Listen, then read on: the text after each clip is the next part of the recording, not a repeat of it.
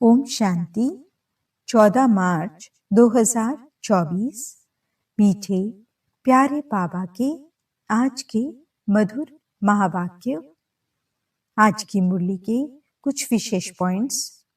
आज बाबा हमें समझाते कि हम बच्चों को ऊंच भाग्य बनाने के लिए हद की चीजों का त्याग कर बेहद में जाना है।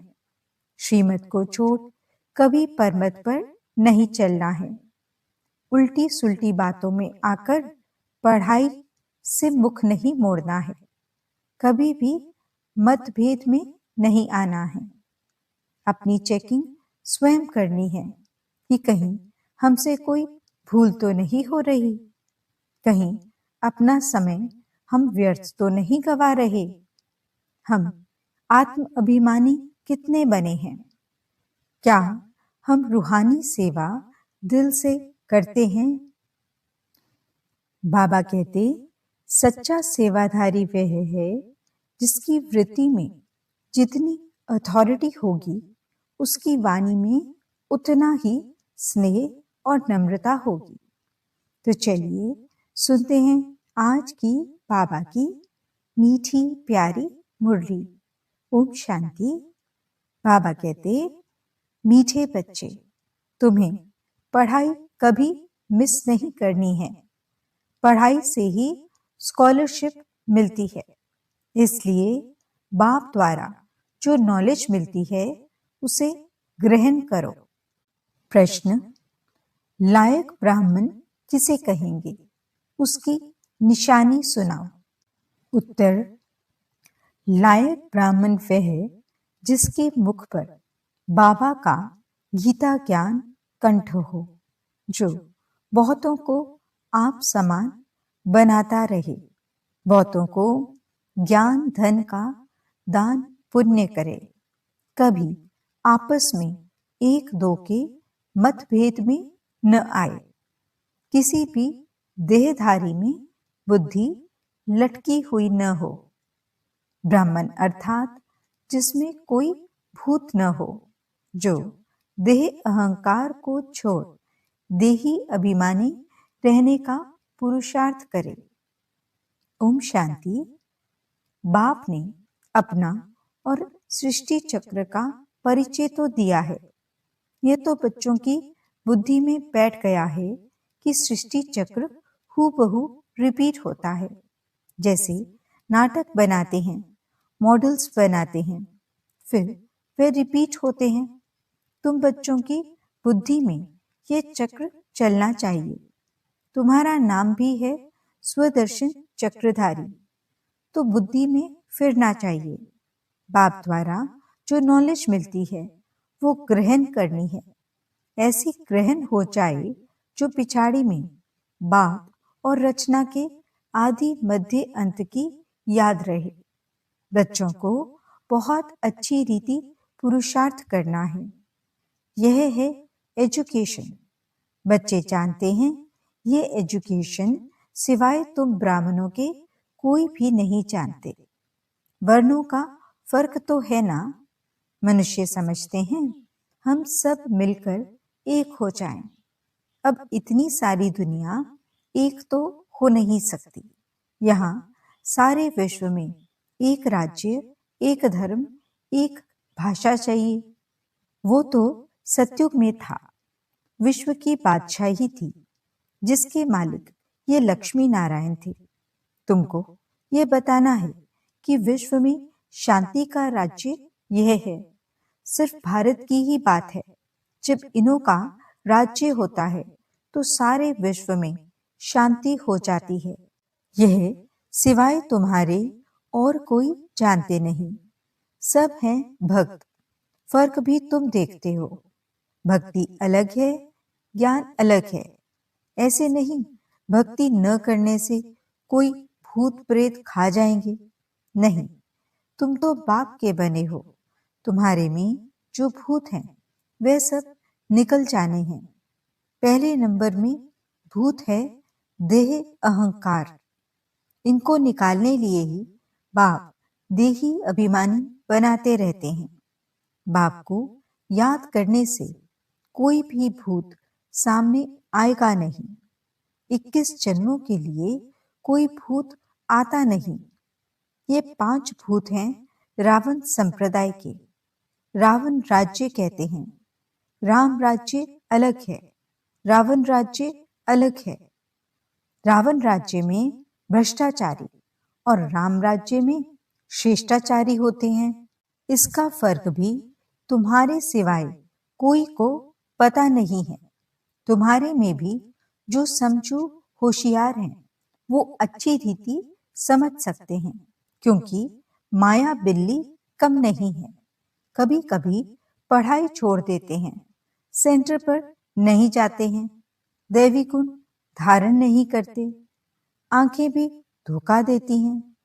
कोई चीज अच्छी देखी तो खा लेते हैं। तो अब बाप समझाते हैं कि तुम बच्चों की यह लक्ष्मी नारायण एम ऑब्जेक्ट है। तुमको ऐसा बनना है, ऐसे दैवी गुण धारण करने हैं, यथा राजा रानी तथा प्रजा। सब में दैवी गुण होते हैं, वहां आसुरी गुण होते नहीं, असुर होते नहीं। तुम ब्रह्मा कुमार कुमारियों के सिवाय और कोई नहीं जो इन बातों को समझे। तुमको शुद्ध अहंकार है। तुम आस्तिक बने हो, क्योंकि मीठे मीठे रूहानी बाप के बने हो। यह भी जानते हो, कोई भी देहधारी कभी राजयोग का ज्ञान व याद की यात्रा सिखला नहीं सकते। एक बाप ही सिखलाते हैं। तुम सीख कर फिर औरों को सिखलाते हो। तुमसे पूछेंगे, तुमको ये किसने सिखाया? तुम्हारा गुरु कौन है? क्योंकि टीचर तो आध्यात्मिक बातें नहीं सिखलाते, ये तो गुरु ही सिखलाते हैं। ये बच्चे जानते हैं, हमारा गुरु नहीं, हमारा है सतगुरु। उनको सुप्रीम भी कहा जाता है। ड्रामा अनुसार सतगुरु खुद आकर परिचय देते हैं और जो कुछ सुनाते हैं वे सब सत्य ही समझाते हैं और सचखंड में ले जाते हैं। सत एक ही है, बाकी कोई देहधारी को याद करना है झूठ। यहाँ तो तुम्हें एक बाप को ही याद करना है। जैसे सब आत्माएं ज्योति बिंदु हैं, तो बाप भी ज्योति बिंदु है। बाकी हर आत्मा के संस्कार कर्म अपने अपने हैं, एक जैसे संस्कार हो नहीं सकते। अगर एक जैसे संस्कार हों, फिर तो फीचर्स भी एक जैसे हों। कभी भी एक जैसे फीचर्स नहीं हो सकते, थोड़ा फर्क जरूर होता है। यह नाटक तो एक ही है, सृष्टि भी एक ही है, अनेक नहीं। ये गपौड़े लगाते कि ऊपर नीचे दुनिया है, ऊपर तारों में दुनिया है। बाबा कहते हैं, ये किसने बताया है? तो नाम लेते हैं शास्त्रों का। शास्त्र तो जरूर कोई मनुष्य ने लिखे होंगे। तुम जानते हो, ये तो बना बनाया खेल है।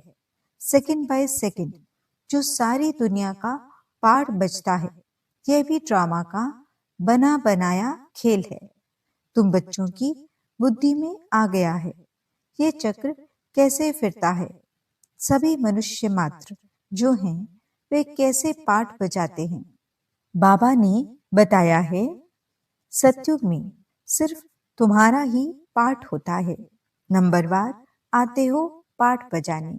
बाबा कितना अच्छी रीति समझाते हैं। तुम बच्चों को फिर औरों को समझाना पड़ता है। बड़े बड़े सेंटर्स खुलते रहेंगे तो बड़े बड़े आदमी वहां आएंगे, गरीब भी आएंगे। अक्सर करके गरीबों की बुद्धि में झट बैठता है। बड़े बड़े आदमी भल आते हैं, परंतु काम पड़ गया तो कहेंगे फुर्सत नहीं है। प्रतिज्ञा करते हैं, हम अच्छी रीति पढ़ेंगे, फिर अगर नहीं पढ़ते तो धक्का लग जाता है। माया और ही अपने तरफ खींच लेती है। बहुत बच्चे हैं जो पढ़ना बंद कर देते हैं। पढ़ाई में मिस रहे तो जरूर फेल हो पड़ेंगे। स्कूल में जो अच्छे अच्छे बच्चे होते हैं वे कभी शादियों पर इधर उधर जाने की छुट्टी नहीं लेते हैं। बुद्धि में रहता है हम अच्छी रीति पढ़कर स्कॉलरशिप लेंगे, इसलिए पढ़ते हैं। मिस करने का ख्याल नहीं करते। उनको पढ़ाई के सिवाय कुछ भी मीठा नहीं लगता। समझते हैं मुफ्त समय वेस्ट होगा। यहाँ एक ही टीचर पढ़ाने वाला है तो कभी पढ़ाई मिस नहीं करनी चाहिए। इसमें भी नंबरवार पुरुषार्थ अनुसार है। देखते हैं पढ़ने वाले अच्छे हैं तो पढ़ाने वाले की भी दिल लगती है। टीचर का नाम वाला होता है, ग्रेड बढ़ती है, ऊंच पद मिलता है। यहाँ भी बच्चे जो जितना पढ़ते हैं उतना ऊंच पद पाते हैं। एक ही क्लास में कोई पढ़कर ऊंच पद पाते हैं, कोई कम। सबकी कमाई एक जैसी नहीं होती। बुद्धि पर मदार है। वो तो मनुष्य मनुष्य को पढ़ाते हैं। तुम जानते हो बेहद का बाप हमको पढ़ाते हैं तो अच्छी तरह पढ़ना चाहिए। गफलत नहीं करनी चाहिए। पढ़ाई को छोड़ना नहीं चाहिए। एक दो के ट्रेटर भी बन पड़ते हैं उल्टी सुल्टी बातें सुनाकर। परमत पर नहीं चलना चाहिए। श्रीमत के लिए कोई कुछ भी कहे, तुमको तो निश्चय है बाप हमको पढ़ाते हैं, फिर वह पढ़ाई छोड़नी नहीं चाहिए। बच्चे नंबरवार हैं, बाप तो अव्वल नंबर है। इस पढ़ाई को छोड़ और कहाँ जाएंगे और कहाँ से ये पढ़ाई मिल न सके। शिव बाबा से पढ़ना है, सौदा भी शिव बाबा से करना है। कोई उल्टी सुल्टी बातें सुनाकर औरों का मुख मोड़ देते हैं। ये बैंक शिव बाबा की है। समझो कोई बाहर में सत्संग शुरू करते, कहते हैं हमें शिव बाबा की बैंक में जमा करना है। कैसे करेंगे? बच्चे जो आते हैं शिव बाबा की भंडारी में डालते हैं। एक पैसा भी देते हैं तो 100 गुना होकर मिलता है। शिव बाबा कहते हैं तुमको इनके बदले महल मिल जाएंगे। ये सारी पुरानी दुनिया खत्म होने वाली है।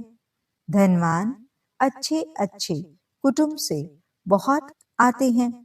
ऐसे कोई नहीं कहते हैं कि हमारी शिव बाबा के भंडारे से परवरिश नहीं होती है। सबकी पालना हो रही है। कोई गरीब है, कोई साहूकार है।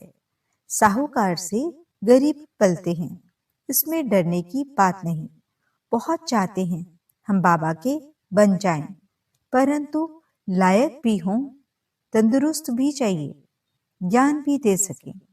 गवर्नमेंट भी बहुत जांच कर लेती है। यहाँ भी सब कुछ देखा जाता है। सर्विस कर सकते हैं, नंबरवार तो हैं। सब अपना अपना पुरुषार्थ कर रहे हैं। कोई अच्छा पुरुषार्थ करते करते फिर एब्सेंट हो जाते हैं। कारणे अकारणे आना छोड़ देते हैं। फिर तंदुरुस्ती भी ऐसी हो जाती है। एवर तंदुरुस्त बनाने के लिए ये सब सिखाया जाता है। जिनको शौक है समझते हैं याद से ही हमारे पाप कटते हैं। वो अच्छी रीति पुरुषार्थ करते हैं। कोई तो लाचार टाइम पास कर रहे हैं। अपनी अपनी जांच करनी है। बाप समझाते हैं गफलत करेंगे तो वह पता पड़ जाएगा। ये किसको पढ़ा नहीं सकते। बाबा कहते हैं 7 रोज में तुमको लायक ब्राह्मण ब्राह्मणी बन जाना है। सिर्फ नाम का ब्राह्मण ब्राह्मणी नहीं चाहिए। ब्राह्मण ब्राह्मणी वह जिनके मुख में बाबा का गीता ज्ञान कंठ हो। ब्राह्मणों में भी नंबरवार तो होते ही हैं। यहाँ भी ऐसे ही हैं। पढ़ाई पर अटेंशन नहीं तो क्या जाकर बनेंगे। हर एक को अपना पुरुषार्थ करना है, सर्विस का सबूत देना चाहिए। तब समझ में आएगा कि ये ऐसा पद पाएगा, फिर वह कल्पांतर के लिए हो जाएगा। पढ़ते पढ़ाते नहीं हैं तो अंदर में समझना चाहिए कि मैं पूरा पढ़ा नहीं हूं, तब पढ़ा नहीं सकता। बाबा कहते हैं, पढ़ाने लायक क्यों नहीं बनते हो? कहां तक ब्राह्मणी को भेजेंगे? आप समान नहीं बनाया है। जहां अच्छी रीति पढ़ते हैं उनको मदद देनी चाहिए। बहुतों का आपस में मतभेद रहता है, कोई फिर एक दो में लटक कर पढ़ाई छोड़ देते हैं। जो करेगा सो पाएगा। एक दो की बातों में आकर तुम पढ़ाई क्यों छोड़ देते हो? ये भी ड्रामा तकदीर में नहीं है। दिन प्रतिदिन पढ़ाई जोर होती जाती है, सेंटर खुलते रहते हैं।